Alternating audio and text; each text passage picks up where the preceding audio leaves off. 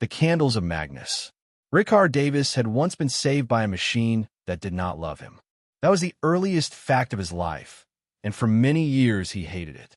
The freighter Carolina had been old, honest, and tired, the kind of ship that hauled machine parts, powdered grain, copper rods, medical coolant, and families who could not afford passenger liners.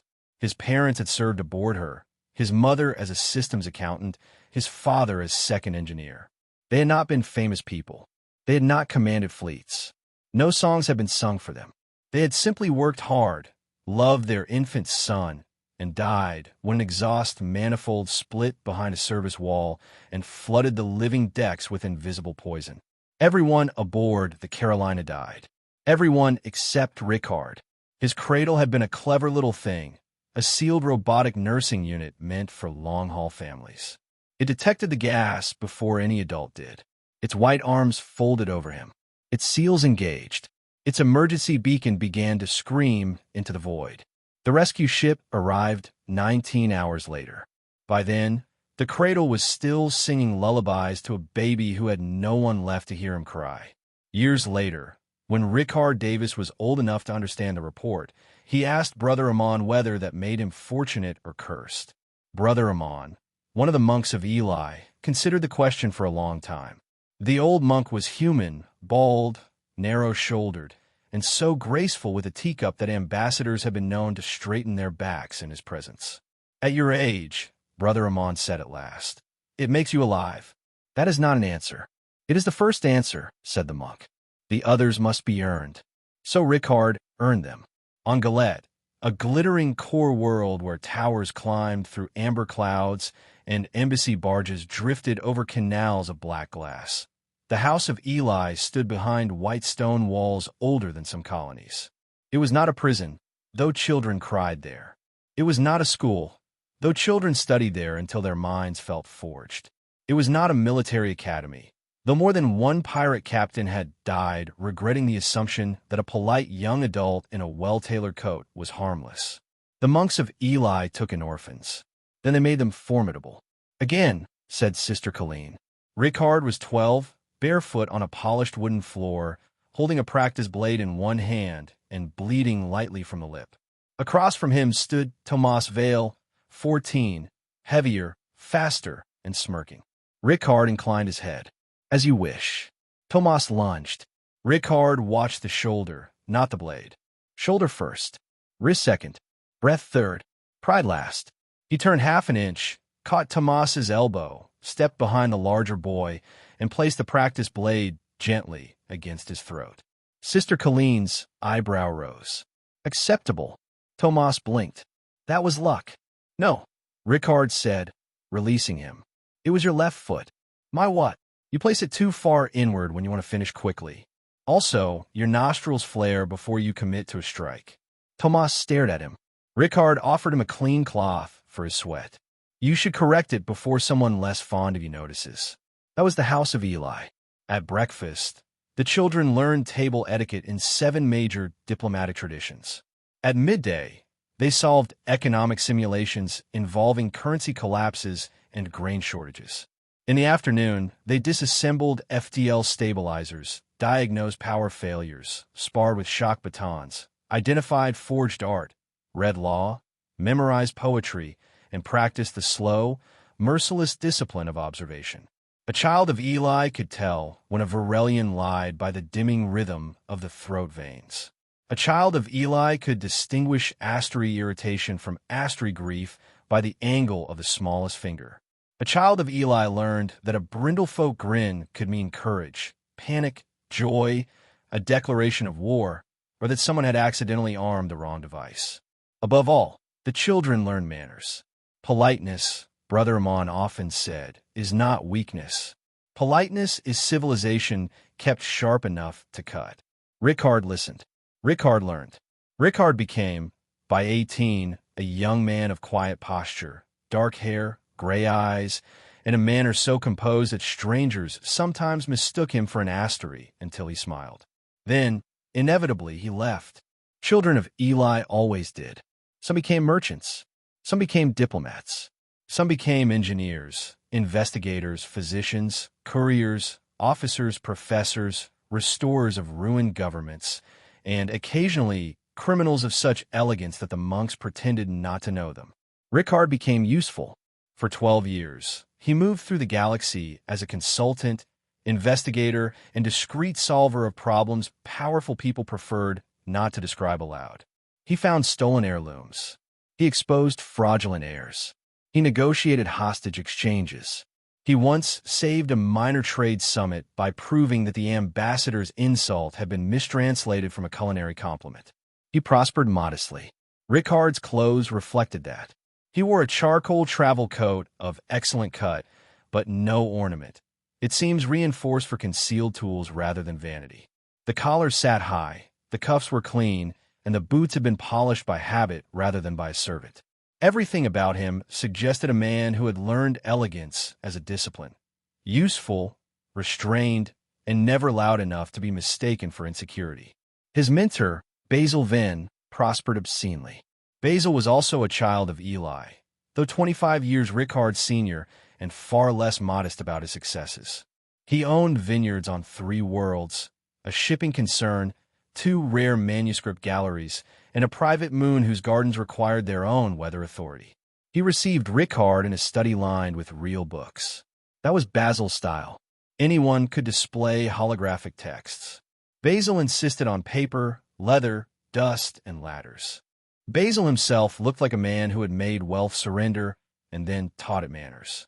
He wore a deep burgundy house jacket embroidered in black thread, so fine it only revealed its pattern when a light moved across it, a cream waistcoat, dark trousers, and a silk cravat pinned with an antique pearl.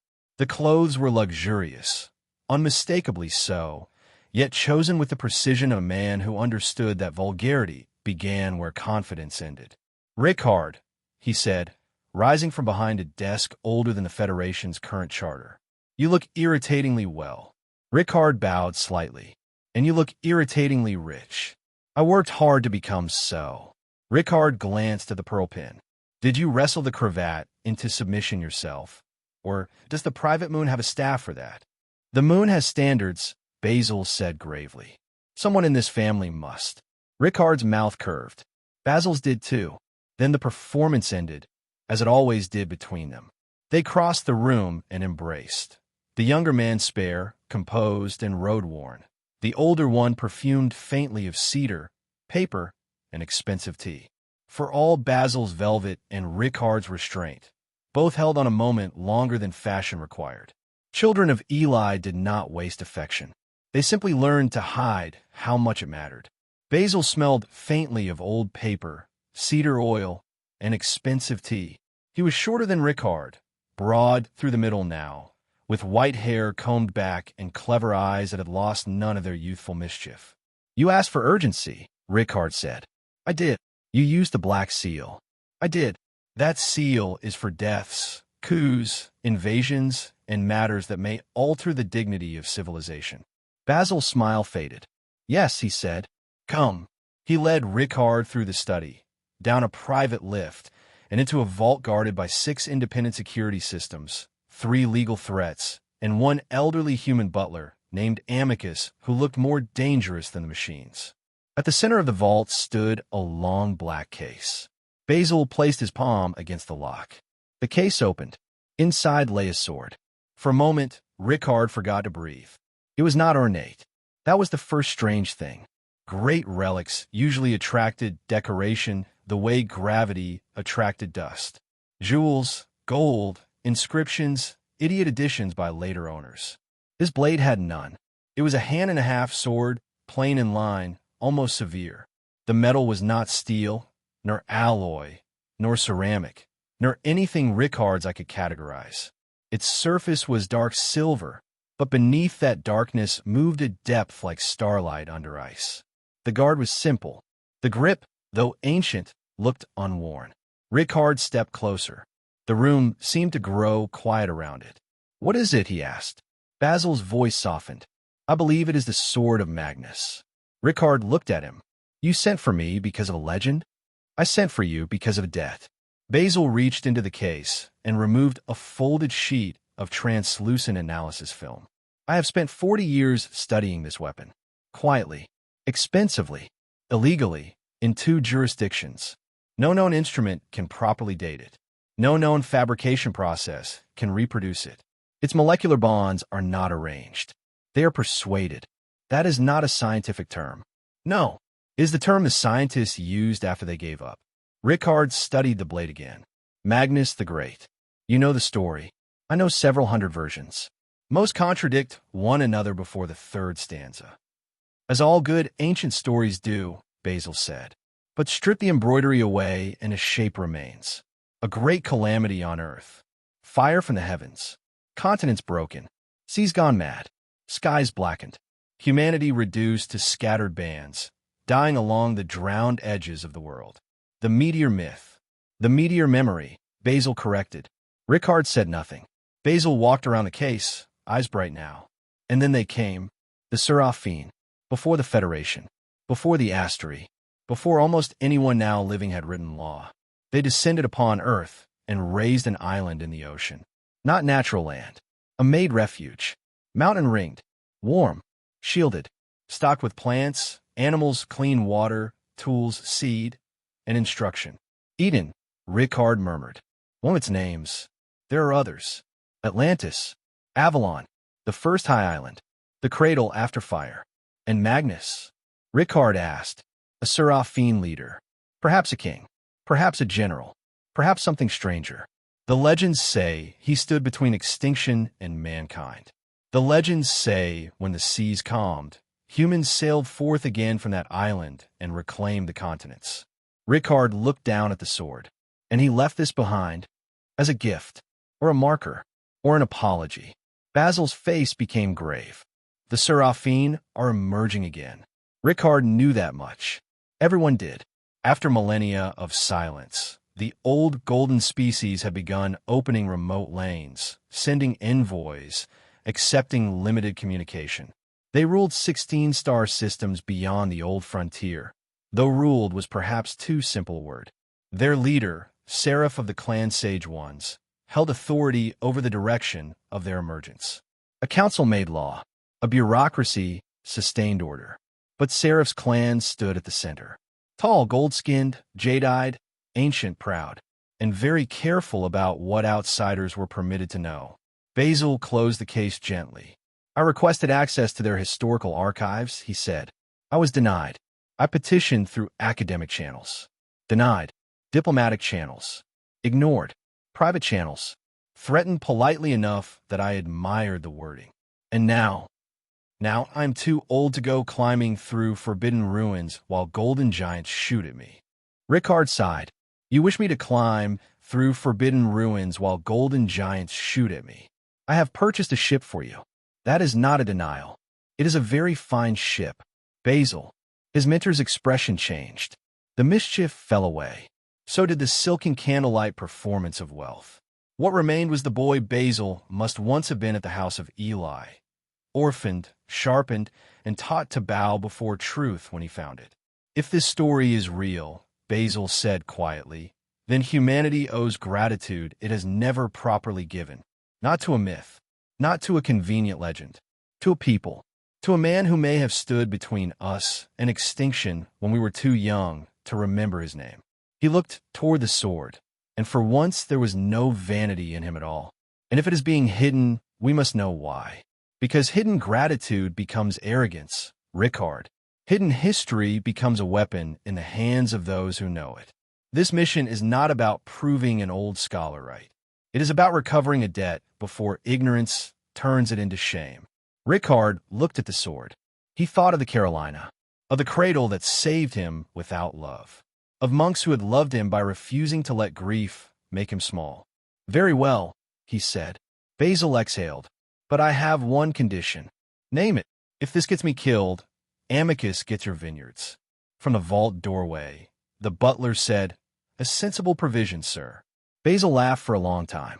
Later, 3 weeks later, Ricard crossed the veiled marches in a ship named Courtesy. Basil had chosen the name. Ricard suspected a joke. The vessel was small, fast, and absurdly well-equipped. It carried survey instruments, stealth baffling, legal archives, diplomatic credentials, compact drones, cutting tools, medical suites, formal clothing for 12 core traditions, and weapons hidden in places no customs officer would check unless he had attended the House of Eli. It also carried Basil's idea of basic comfort, which turned out to mean a cabin with heated floors, a bed that adjusted itself to muscle tension, a galley capable of preparing 47 civilized breakfasts, and a bath chamber with real water instead of sonic mist. There was a climate-controlled wardrobe that steamed and pressed clothing automatically, a small library stocked with physical books, and a tea service secured in a shock-proof cabinet, as though Basil expected pirates, war, or moral collapse, but not bad tea. Ricard discovered the observation alcove on the second day, a crescent of transparent alloy set into the dorsal hull, furnished with a reclining chair, a writing desk, and a bottle of Basil's oldest vineyard red waiting in a stasis cradle. A note rested beside it, for contemplation, emergencies, or after being shot at. Ricard read it twice, looked out at the starfield, and said aloud, "Obscenely rich." The sword traveled in a sealed cradle in Ricard's cabin. He did not like leaving it alone.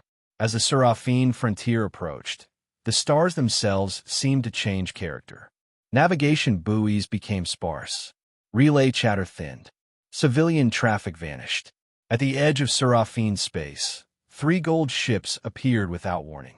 They were beautiful in the way predatory birds were beautiful. Long, curved hulls, bright fins like folded wings, engines that burned white without exhaust. A voice filled the cockpit. Unidentified human vessel. You approach sovereign Seraphin space. Turn away. Ricard folded his hands in his lap and let his ship hold position. This is Ricard Davis of Galette, aboard the civilian vessel Courtesy. I request peaceful entry for historical inquiry. The pause was brief, but not empty. Seraphin used visual communication poorly over audio-only channels, but their breathing held clues. 1 inhale, 2 measured. 1 exhale delayed. They had expected him. Your request is denied. May I ask on whose authority? The authority of Seraph of the clan, Sage Ones. Ricard's brows rose.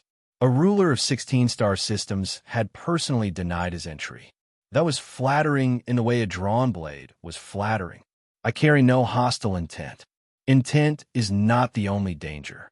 True, Ricard said. Ignorance can be worse. Silence. Then the Seraphin voice hardened. Turn away, human. Ricard smiled faintly. I shall withdraw to neutral space. He did, for 6 hours.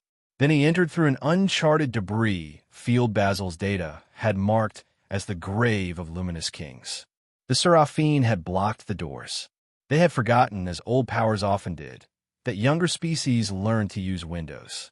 The first world Ricard reached was not Seraphin Prime, but a ruined moon, Callion Minor. Its surface held broken observatories, buried vaults, and the remains of structures so old that dust had become part of their architecture. He landed in shadow. 2 drones went ahead. 1 returned. The other sent back 7 seconds of footage, a golden hall, a wall of symbols, and then white fire. Ricard watched the recording twice. Polite people knock, he murmured. Then he took a different entrance. For 9 days, Ricard moved through forbidden Seraphin history. He moved as the monks of Eli had taught him, politely where possible, invisibly where necessary, and quickly when courtesy became impractical. He crossed archive moons where the doors opened only to extinct offices. He slept in maintenance alcoves beneath dead observatories. He drank recycled ship water from a field flask while translating royal inscriptions that several living ministers would have preferred remained dust.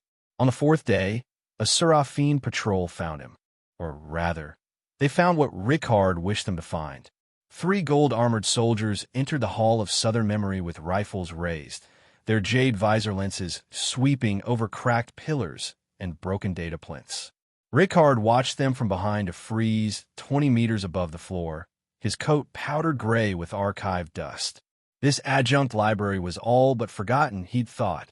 But despite the lack of patrons, patrols still did their rounds. Human, called the patrol leader. Your thermal trace is present.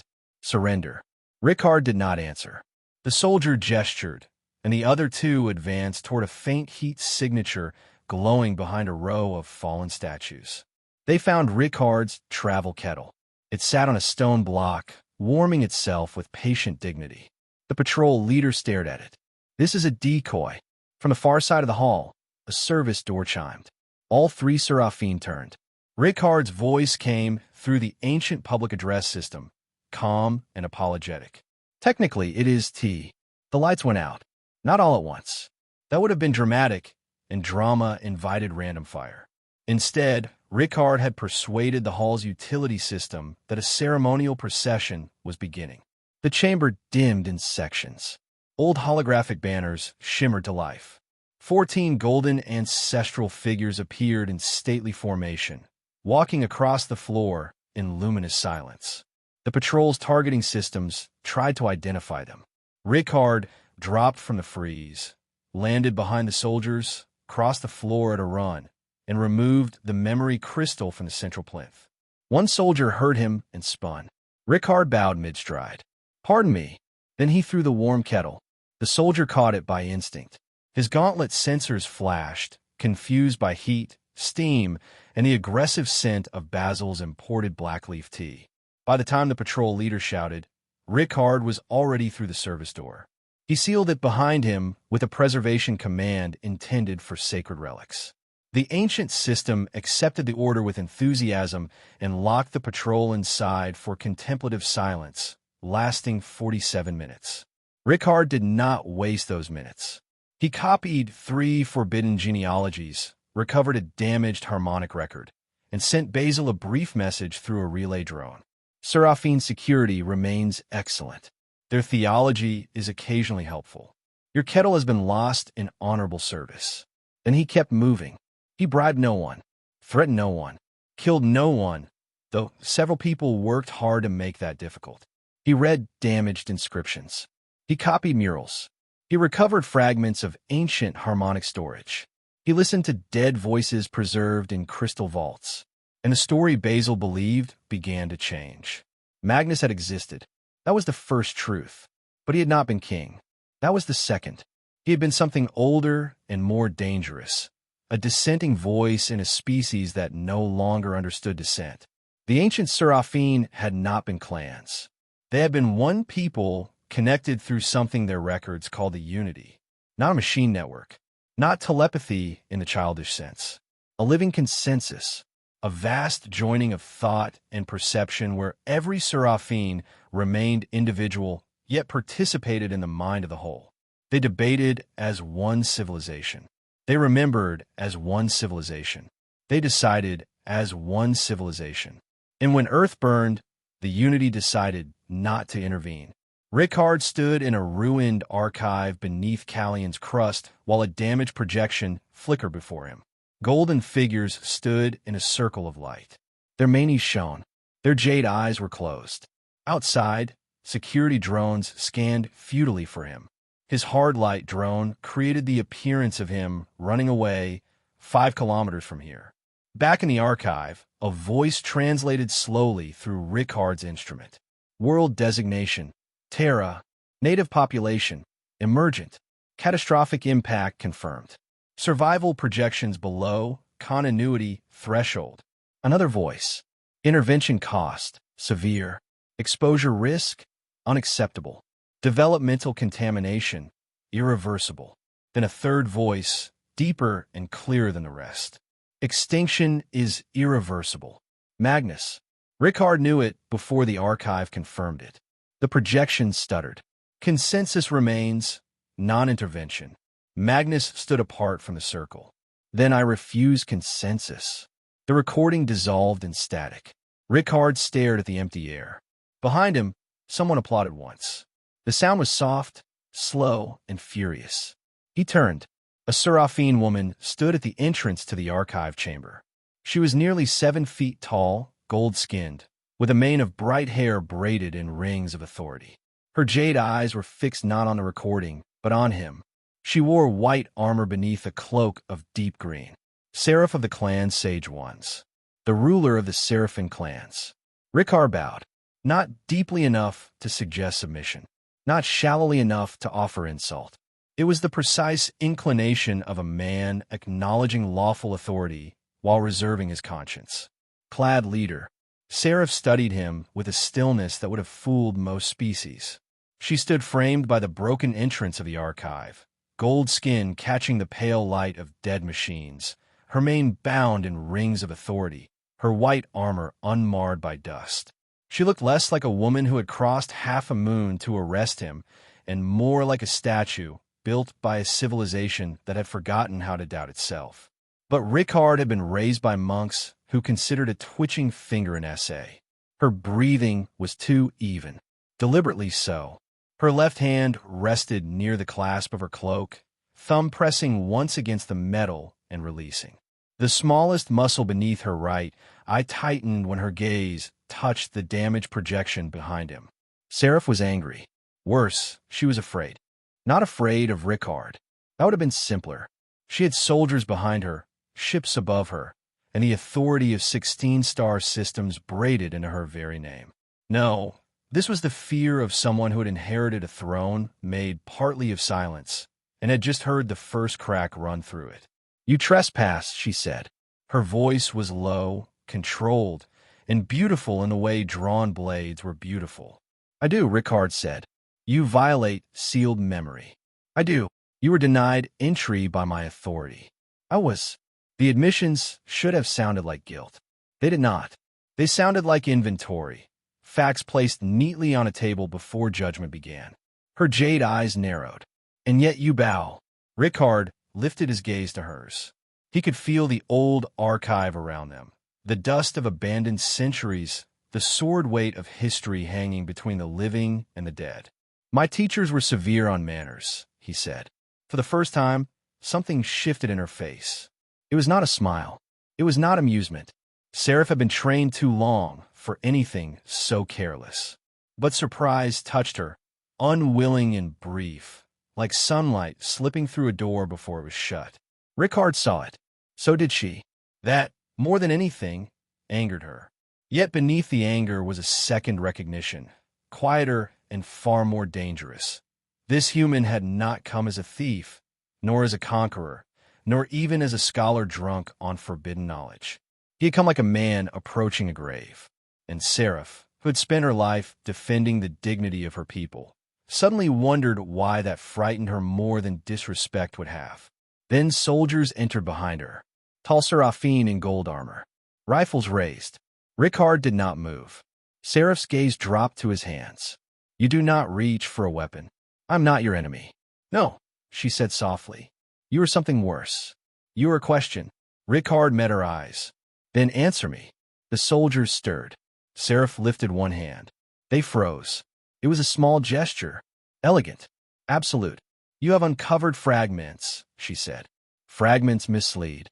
Then show me the whole." "You have no right. Humanity may exist because Magnus believed otherwise." Her jaw tightened. Ricard saw it then. Not merely fear for her clan's power. Fear of collapse. Of a people emerging into the galaxy with their identity arranged around clan, law, hierarchy, and careful rediscovery, only to learn they had once been more than all of it. "Leave," Seraph said. "I cannot." "You can. Your ship will be escorted beyond our frontier. You will be given one warning. It is more grace than your conduct deserves." Ricard inclined his head. "Clan leader, I was raised by monks who taught me that gratitude delayed 2 long cradles into arrogance. I came to learn whether humanity owes a debt. I will not leave until I know where to kneel." That struck her. He saw it land.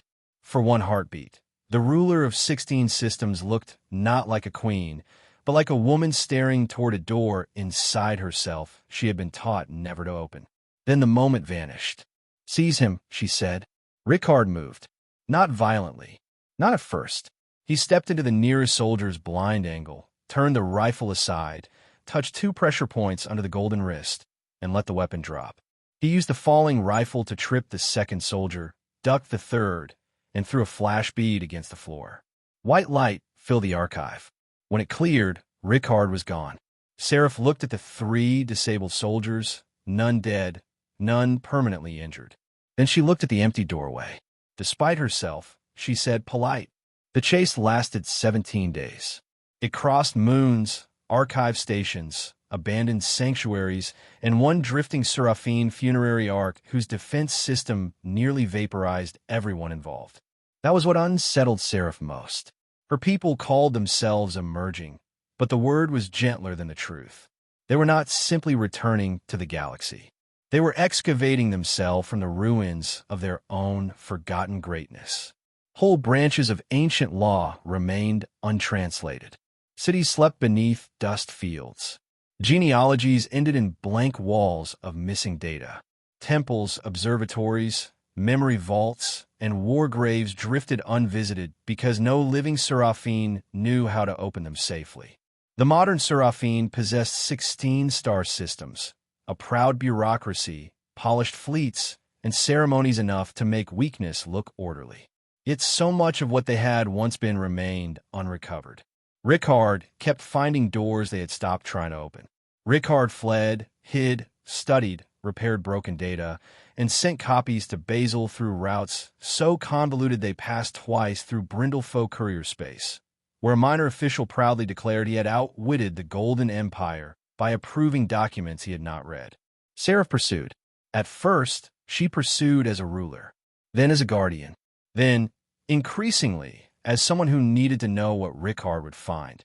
She read his recovered fragments in secret. She watched recordings her own bureaucracy had buried. She learned that the clans had not always existed, that the clan sage ones had risen after the unity fell silent, that her grandfather's conquest had not restored destiny, as the official histories claimed, but seized control in the long confusion after a species lost the ability to hear itself think. And Magnus, always Magnus. Magnus arguing, Magnus pleading, Magnus gathering dissenters, Magnus stealing world-shaping engines, Magnus raising an island from Earth's wounded sea, Magnus standing beneath a blackened human sky while frightened, ash-covered children touched his golden hands. The final clue came from the sword. Ricard discovered it by accident while half-conscious from blood loss in the maintenance bay of Courtesy. A Seraphin interceptor had clipped him over the moon Vera, and though he escaped, a shard of cockpit glass had entered his side. The medical suite sealed the wound, but pain made his hands clumsy. He reached for the sword case while trying not to fall. His blood touched the hilt. The blade woke, not because it had touched blood merely in the crude biological sense. It woke because the blood was human. For thousands of years, the sword had slept through the hands of collectors, scholars, thieves, heirs, curators, soldiers, and kings. Seraphin instruments had measured it. Human scientists had scanned it. Basil's experts had whispered over it in sterile rooms while machines failed politely around them. None of that had mattered. But Ricard's blood carried Earth in it. It carried the long, stubborn record of a DNA world. Storm, hunger, fire, gravity, predator, plague, ice, drought, and survival layered into the spiral code of a species that should have ended under a blackened sky. It carried descendants of the frightened people Magnus had saved. It carried the answer to a promise so old that even the Seraphin had forgotten making it. The sword recognized him. The blade woke, not with light, with memory. A star map unfolded above it, rendered in gold and blue. Seraphin Prime, Northern Hemisphere, a dead volcanic range. Coordinates hidden beneath old oceanic names. At the center of the map appeared one phrase, where gratitude returns, unity remembers. Ricard laughed once, softly. Then he fainted. Later, Seraphin Prime was the most beautiful world Ricard had ever illegally entered. Its skies were pale green at dawn. Its mountains rose like gold-bagged beasts through veils of cloud. Its cities did not sprawl. They gathered, as though civilization had approached nature and requested permission to sit. Ricard landed far from any city in the old volcanic range. No alarm sounded. That worried him. The path from the landing site led through black stone, wind-carved arches, and terraces buried beneath thousands of years of dust. At first he thought the mountain held only ruins. Then he found the doors. They were half covered by fallen rock. Seraphin symbols had worn almost smooth. Vines had forced their roots into seams not opened since before human history learned to count properly. Ricard did not blast them open. He got tools. For 6 hours, he cleared stone by hand and lever, assisted by one small drone whose attitude had deteriorated badly since being shot twice. He cut vines. He brushed inscriptions. He reset a broken hinge pin with a portable forge and 3 improvised clamps. At sunset, the doors opened. Inside was a memorial, not a grand temple, not a throne hall, not the vault of a conqueror, a small chamber of white stone. At its center stood a statue of Magnus. Ricard stood there for a moment with the dust of the old mountain on his coat and the silence of several lost ages pressing around him. Then he set down his pack and began unpacking the practical tools of reverence. A compact field generator came first, unfolding on 3 quiet legs and humming softly as it brought stable power into the dead chamber.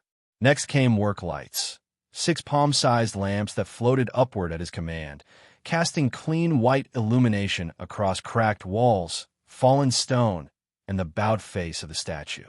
After that, he released 2 maintenance vacuums, small round drones that skimmed over the floor with patient precision, drawing centuries of dust into their filters without disturbing the carved inscriptions beneath. He added a scanner tripod, adhesive sealant cartridges, brushes, cloth, a water purifier, and a portable repair kit meant for starship conduits, but perfectly willing to serve ancient stone. It was not glamorous equipment. It was not heroic in the way songs preferred. But Ricard had been raised by Eli. When one came to a neglected shrine, one did not merely kneel. One cleaned. The statue of Magnus was not posed in triumph. He knelt, one hand extended downward. Around the base of the statue were carved small human figures, men, women, children, sheltering beneath his outstretched arm. The chamber was filthy. Dust lay thick over everything. Water had seeped through cracks. One wall had collapsed inward. The altar stone was split. The inscriptions were almost unreadable. Ricard stood in silence. Then he removed his coat. He rolled up his sleeves, and he began to clean. By the time Seraph arrived with her soldiers, night had fallen. Her forces surrounded the memorial entrance in perfect silence. 30 armor guards, 4 high ministers, 2 military commanders. Enough authority to arrest a planet. Seraph entered alone. She found Ricard kneeling beside the altar, scrubbing dirt from the carved base with a cloth. The sword of Magnus lay beside him. A small repair lamp glowed near his knee. He had patched the ceiling crack with sealant foam, cleared the floor, reset pieces of the broken altar, cleaned the statue's face until Magnus' features emerged from the gray. Ricard did not look up. "You found it," Seraph said. "Yes. You could have transmitted the location," she said. Claimed victory. It was dirty. She stared at him. She walked to the robot valet he had deployed, keeping his clothes tidy and clean. "Elegant, timeless fashion," she said, holding his overcoat and examining it. "Surprising for one so young as you." "One must have standards in all situations," Ricard replied. "And you, clan leader Seraph, are younger than all that responsibility has made you." She handed the coat back to the robot valet, who carefully hung it. "I've spent days tracking you. You let me find you here. You hurt no one. You even wrote apology notes after your clever escapes. Even in adversity, one must show the proper respect to one's persecutors," he replied. "To be honest, clan leader, I don't think your hunting parties were truly in the spirit of the chase. I hope my notes helped kindle their enthusiasm." He dipped the cloth in water, wrung it out, and continued cleaning an inscription. After a long moment, Seraph stepped closer. "What does it say?" she asked. Ricard's voice was quiet. "Magnus, who broke from all to save the few, and in saving them preserved the many." Seraph closed her eyes. Outside, the soldiers waited for an order. None came. "We don't know anything about humans," she said. "Are they all as perplexing as you?" Ricard placed the cloth aside. From his pack, he removed a small candle. It was plain white, the sort used in the house of Eli when a child wished to remember the dead. He lit it. The tiny flame trembled in the ancient chamber. He placed it at the feet of Magnus. "Sure," he said. The moment is now. Then Ricard Davis, orphan of the Carolina, child of Eli, son of a species that had once huddled beneath alien mercy, knelt before the memorial of Magnus the Great.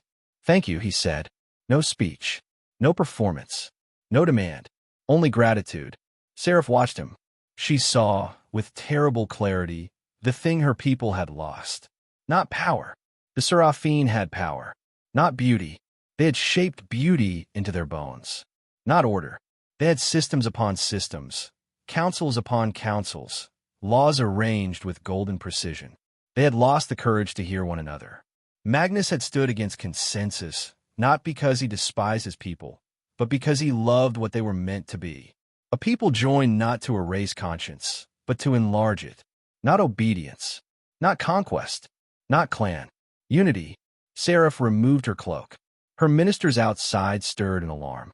She ignored them. She walked to Ricard's side and lowered herself to her knees. Ricard lit a second candle and handed it to her. He whispered, "Just place it next to mine, clan leader, if you would. Think of gratitude. If your people pray, offer a prayer. It's a human thing to do. And this is a human moment." For the first time in her life, Seraph of the clan sage once bowed her head before someone her laws had condemned. She placed the lit candle at Magnus' feet. "Magnus," she whispered in the old language, "we forgot." The candle flames rose. They should not have. There was no wind, no fuel, no machine hum. The flames stretched upward, gold and white, until it became a thread of light reaching from the candles to the statue's outstretched hand. The sword of Magnus answered. A tone passed through the chamber. Low, vast, gentle. Seraph gasped. Across Seraphin Prime, people stopped in streets, in council halls, in ships, in homes, in gardens, in prisons, in hospitals, in schools. Across 16 systems, Seraphin lifted their golden faces. For the first time in millennia, they felt one another. Not as subjects, not as clans, not as rivals, officials, rulers, heirs, servants, priests, or rebels. As people, the unity opened like dawn. Seraph felt them all. The grief of a mother on distant Aurelian whose son had died in a border patrol accident. The boredom of a clerk in the Bureau of Agricultural Harmonies. The terror of a minister who had hidden records. The wonder of children waking from dreams filled with golden light. The shame of soldiers outside the memorial who suddenly understood the man they had hunted had come not to steal, but to thank. The loneliness of her own heart, reflected back by millions who had carried loneliness under discipline and called it civilization. And beneath it all, not a command, not a ruler, not a throne. A conversation, vast, living, merciful. Seraph wept. So did half her species. When a unity receded, it did not vanish. It settled, quieter but present, a sea heard behind every thought. Seraph opened her eyes. Morning light had entered through the repaired ceiling. Ricard was gone. The candle still burned. At her feet lay the sword of Magnus. No, not her feet. Offered. Seraph picked it up with both hands and understood. Not hers to rule with. Hers to return. Later. The age of queens ended very politely. The age of clans faded as clans were no longer needed. That was how later historians described it, and they were mostly correct. Seraph did not abdicate under threat. No mob dragged her from a palace. No fleet turned against her. No minister dared demand anything while the unity was still fresh enough that hypocrisy felt like shouting in a chapel. She simply stood before the Council of Clans and said, "I was the guardian of a lesser order. We have remembered a greater one. We must now become the greater one." The bureaucracy trembled, reconfigured, and survived because bureaucracy is very difficult to kill. The council remained, but its purpose changed. The clans remained, but their supremacy faded. Seraph of the clan sage ones became Seraph of the Seraphin, then Seraph who remembered, then simply Seraph. The memorial of Magnus was restored, not enlarged. Seraph forbade that. Humility woke us, she said. We will not bury it beneath grandeur. The sword was placed at the shrine, not locked away, not worn by any ruler. It rested beneath Magnus' statue, where Seraphin from all 16 systems came to kneel, pray, contemplate, argue quietly, reconcile, and sometimes simply sit in the presence of the candles that never went out. Later, humanity learned the truth slowly. There were debates, of course, committees, academic uproars, religious reinterpretations, political speeches, 3 documentaries of uneven quality. One very popular children's book titled The Golden Man Who Built an Island. Basil Venn became insufferable for several months. Ricard Davis vanished from most of them. He returned at last to Galette, to the house of Eli, where white walls glowed in the afternoon light and children sparred in the courtyard while pretending not to watch the famous graduate come home. Basil was waiting in Brother Amon's old study. So was Seraph. She had come without armor. She wore a simple green gown, her golden mane braided loosely, her jade eyes less guarded than Ricard remembered. She still stood 2 feet taller than he did. Somehow, she looked less distant. Basil rose first. "Seraph, Basil Venn," she said, inclining her head. "You preserve what we buried." "I had help." Her gaze moved to Ricard. "Yes," she said. "I know."